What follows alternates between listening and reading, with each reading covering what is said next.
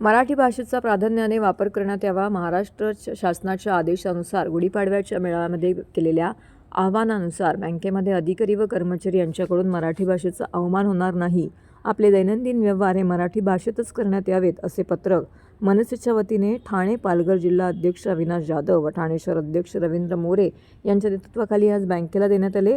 आज हात जोडून नाही ऐकलं तर उद्या हात सोडून समजावलं जाईल, असा इशारा देखील मनसेच्या वतीने यावेळी देण्यात आला आहे. या प्रसंगी जिल्हा सचिव नैनेश पाटणकर, रवींद्र सोनार, उपशहर अध्यक्ष मनोहर चव्हाण, पुष्कर विचारे, सुशांत सूर्यराव, सुशांत डोंबे, विभाग अध्यक्ष निलेश चव्हाण, संदीप साळुंके, मनोज चव्हाण, प्रितेश मोरे इत्यादी पदाधिकारी येथे उपस्थित होते.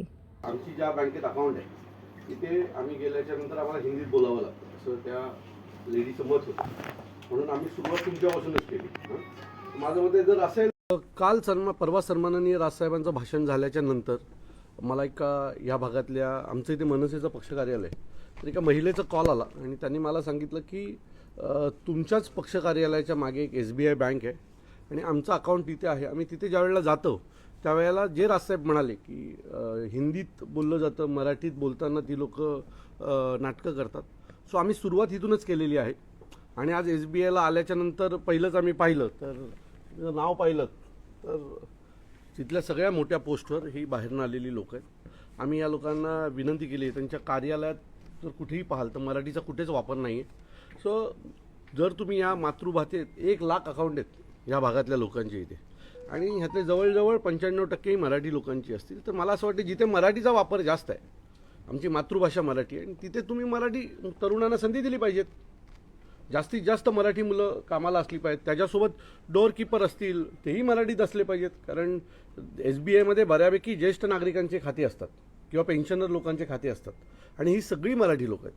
सो आम्ही आज यांना ताकीद दिलेली आहे की याच्यापुढे बँकेच्या भिंती देखील आम्हाला मराठीत दिसल्या पाहिजेत आणि ते जे काही डेस्कवर असलेली मुलं ही जवळजवळ सगळीच मुलं ही मराठीत असली पाहिजे.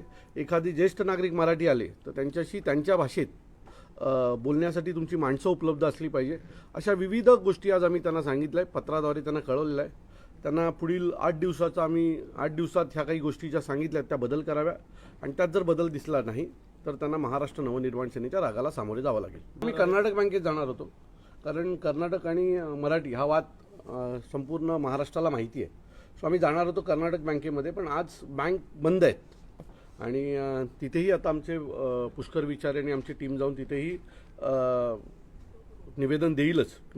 किंबहुना ठाण्यातल्या सर्व जेवढ्या बँका आहेत, प्रायव्हेट बँका असतील किंवा सरकारी बँका असतील, इथे आमची सगळी टीम आजपासून जायला सुरुवात करेल आणि पुढील 4 दिवस ठाण्यात जेवढ्या बँका आहेत त्यांना आम्ही निवेदन देऊन मराठीचा वापर करा, मराठी तरुणांना संधी द्या, या सगळ्या गोष्टींची मागणी करणार.